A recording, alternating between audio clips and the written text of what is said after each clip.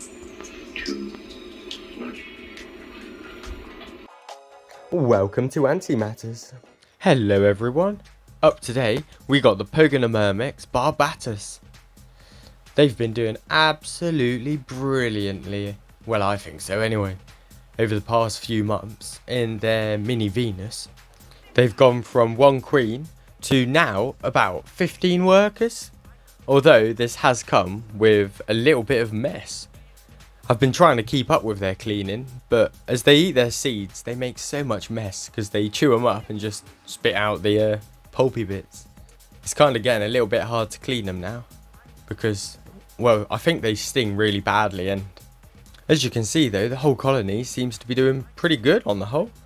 I looked in the other day though when I was filming, and I had a little heart attack for a second though. I thought these 2 little stumpy golden things were dead larvae, but they're actually just dandelion seeds. Well, this is the cause anyway. The queen is an absolute beauty still. She is a proper camera hog as well. Every time I tried to film a worker in the tube, I'd find her just getting in the way. Here she goes. She reverses up, blocks the camera angle. Look at me, look at me. So I decided, you know what, I'll film you for a little bit, queen. She's here posing with her eggs in her mouth. Look at me, I'm a great mother. Yeah. It's like, let your daughters have a little bit of camera. Here she goes again. I'm trying to film and, oh yeah, let's just reverse. You don't need to see that pupae. No, no, no, look at me. Best mother in the world, looking after the eggs. Yeah. She's absolutely brilliant though. She is actually quite a good caring mother as well. I definitely can't say that she's not done a great job at starting the colony so far. I love how hairy she is as well. I'll never get over all of the hairs, especially her beard. It's really impressive. I think they've been in the mini Venus now for about 6 months. Well, as long as I've had them. I can't actually remember when I got them, but it's been a good while. But it's done them absolutely brilliantly, and they've really progressed nicely. They always have loads of, well, not loads of brood, but they'll have a few eggs, a few larvae and a few pupae, and I'm completely happy with that. It all seems to be ticking over nicely. The dandelion seeds I give them are obviously not causing too much trouble. It is also looking like the next batch of eggs might be a little bit bigger as well, because the number of eggs is gradually increasing, which is also really good. Their diet though, as I said, has mostly been dandelion seeds. They absolutely love them. I think it's because they've got a really thin shell, and yeah, because they've got a fly, they're kind of a lightweight seed. So not too much armour on the seed, kind of like a fruit fly, hasn't got much exoskeleton. It does make quite a lot of mess though, the dandelion seeds, and when I'm trying to clean it out now, as you can see, they like to climb up the side and try and escape. And there's not, well, I could add a barrier on top, but I don't want to risk kind of filling the whole nest with alcohol fumes, because I'd use quick dry PTFE. But I do need to do something about them trying to escape. And when I'm trying to do anything with them, it's terrifying because they sting. And I don't want to get stung yet. Not unless somebody's going to pay me.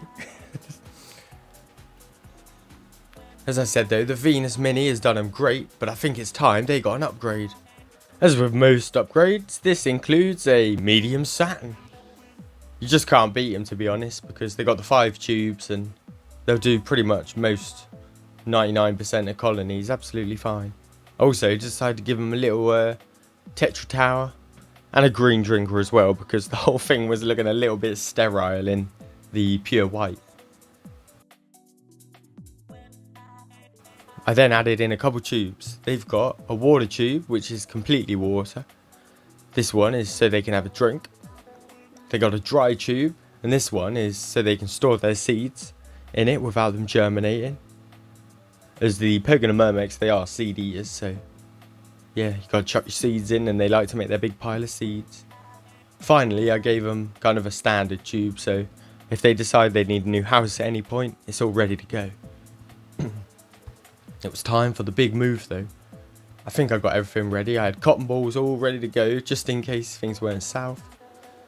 But everything looked pretty good. They were all calm inside of the Venus. And yeah, there was a lot in the outworld though, and it had me a little bit worried. The new outworld though was ready to go, so I popped off the lid, and initially I was like, I'll try and block off the little holes inside of the Venus so that the ants can't get in or out of the tubes, which will hopefully stop them rushing about and maybe escaping. The first one went absolutely brilliantly, but they definitely became a little bit agitated. They were running around with their little jaws open and everything. I decided, you know what, I'm not going to do the second one for a little bit. I'm going to put the lid back on and give them a minute.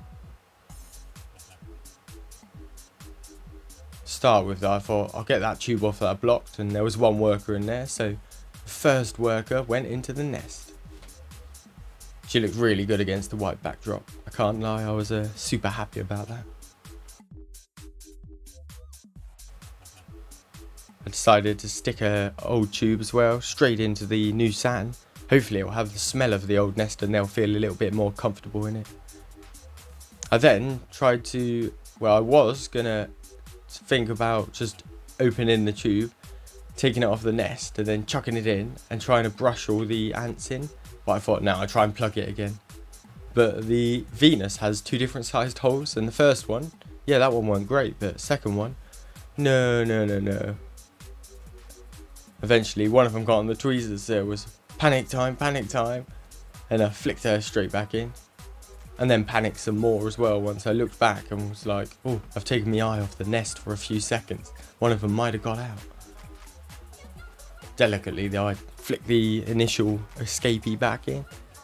It was then take two, put the lid back on, and try again.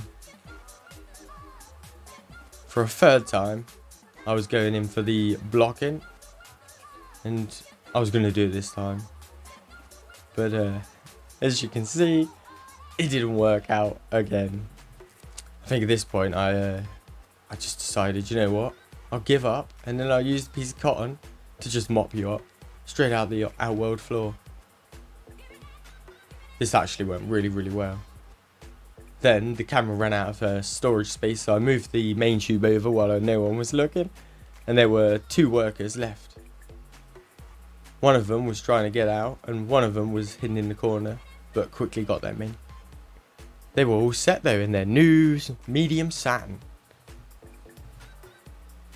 They looked so good strutting around, and to be able to actually film them properly was really nice as well, because in the Venus it's good, but getting a light and everything like into that small space in your camera to get the macro to focus, it's really hard to keep it all looking nice and, well, make it so you can actually see the ants, to be fair. They seemed really happy though, and I was super surprised by how much they were climbing about. I kind of always presumed that they were rubbish climbers, but, well, some of them definitely were. But other ones, they were climbing all over the place. The Queen as well, she seemed pretty chilled. I'd managed to get the tube out and get him into the Saturn really smoothly, and they didn't seem to be annoyed at all. The ants looked super good as well.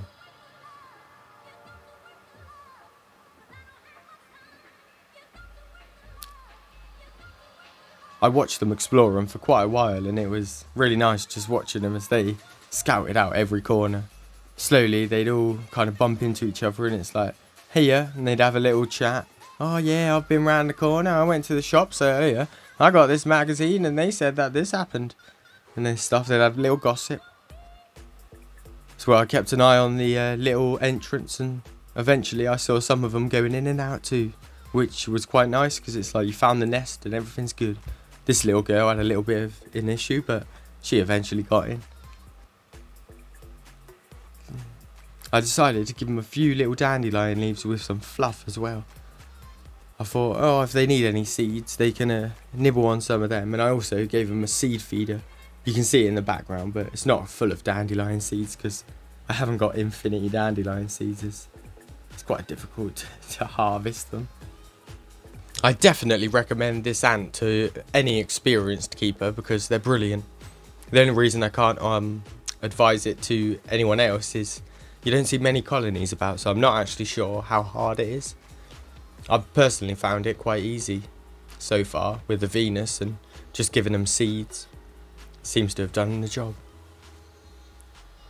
I easily spent a good hour just watching them running around the outworld because I'd never really got a chance to see them running about before, and it was wonderful watching them explore and kind of do as they do.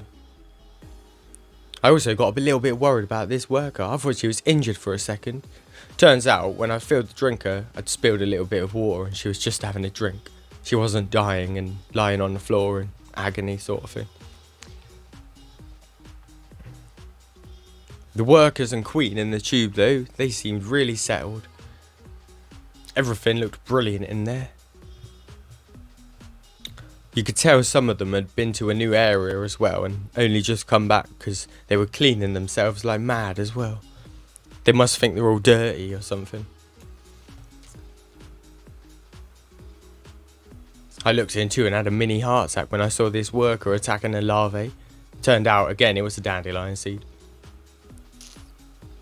The queen though, look at her beautiful beard. Oh, she is mighty. In the hair department, well, oh, she's got real good hair.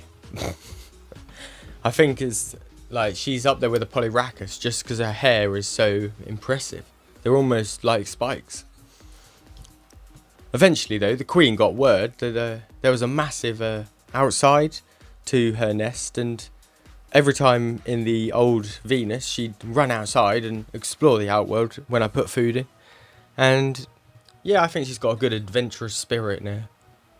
The new nest was no different, and after a little while of settling into the tube, she decided, you know what, I'm leaving the nest with a larvae stuck onto my bum.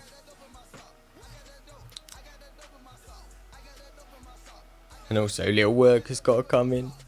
I think she's just cute, it's like I left it in.